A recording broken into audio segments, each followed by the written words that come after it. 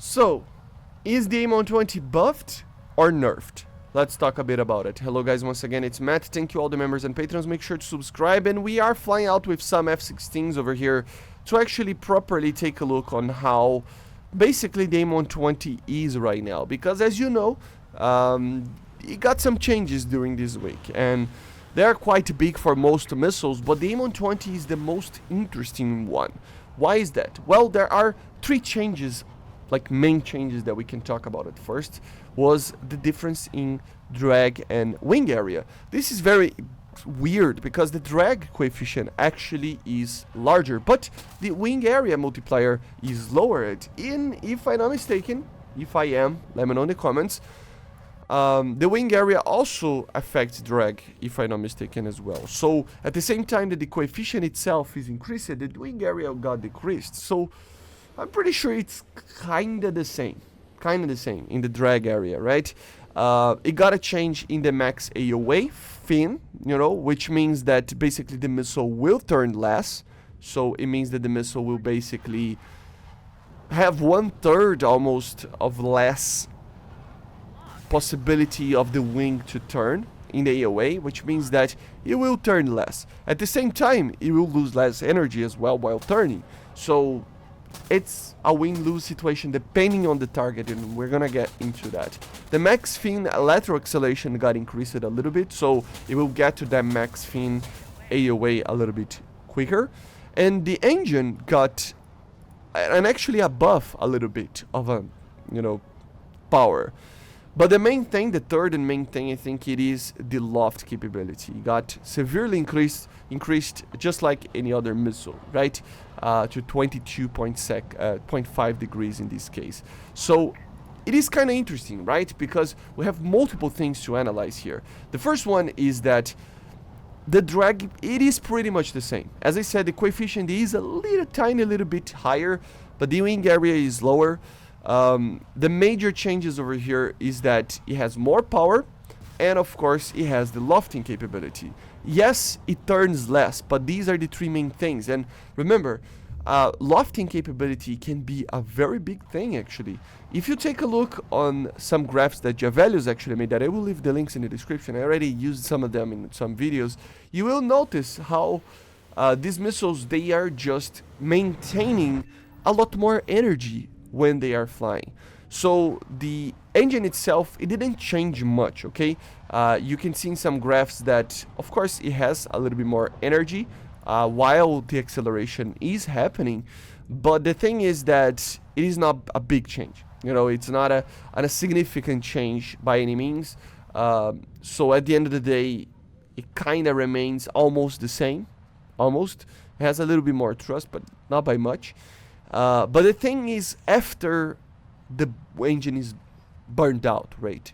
Like I said, the drag should be around the same, but the lofting capability and the ability to actually turn your AOA fins or your fins AOA a lot less than it was before means that we have two things. One of them is that it has a lot more of a efficient flight path, okay? More ballistic, more efficient. And second is that while you turn less, you create less drag, meaning you get more energy, which kind of translates to a buff. So that's the weird part.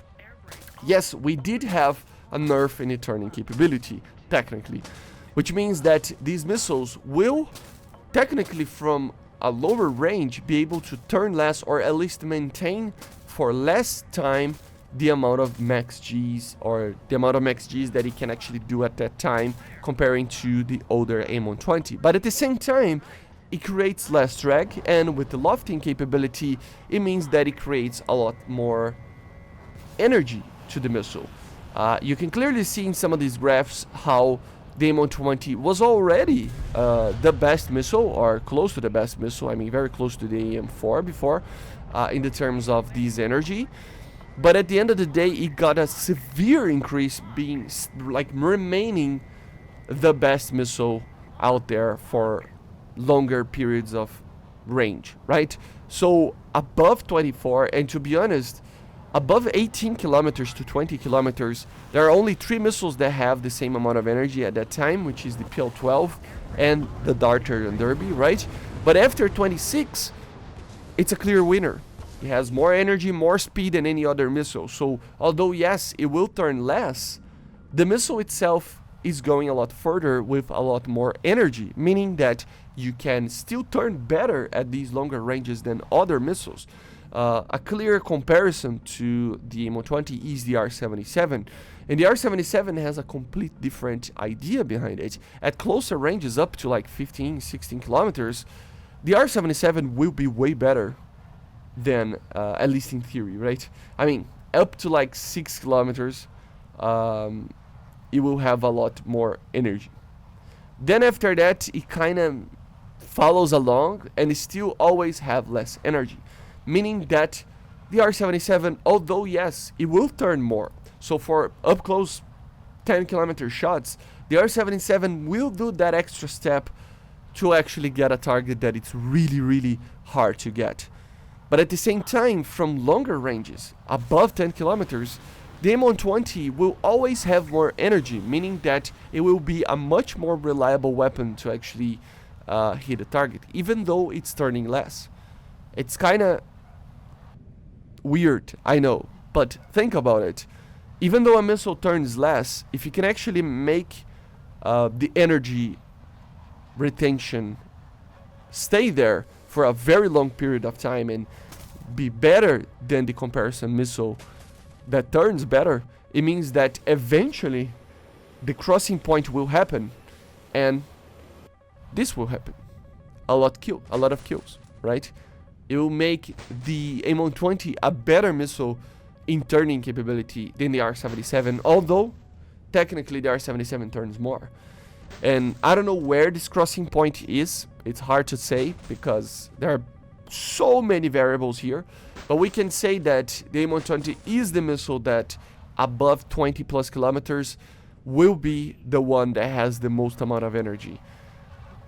Maybe the R-77 can, or the Mika or whatever, can turn better still with less energy, but again, they will keep losing that energy a lot quicker, meaning that for very long ranges, the AIM-120 is the GOAT. I will do a complete video talking about how I feel is the best missile out there for BVR and different situations. What is the best Fox 3 missile in general? I will do a video about that, but the AIM-120, yes guys, it kind of got a nerf, but at the end of the day, it was already one of the best BVR missiles of the game, if not the best in terms of energy, which is the main measurement for a BVR shot.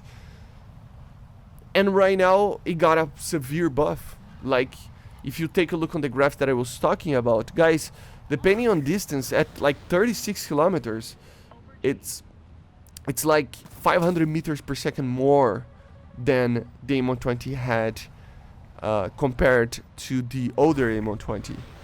And 400 over the R-77, 200 to 300 over all the other missiles that are closer, like the PL-12, the Darter, and some others.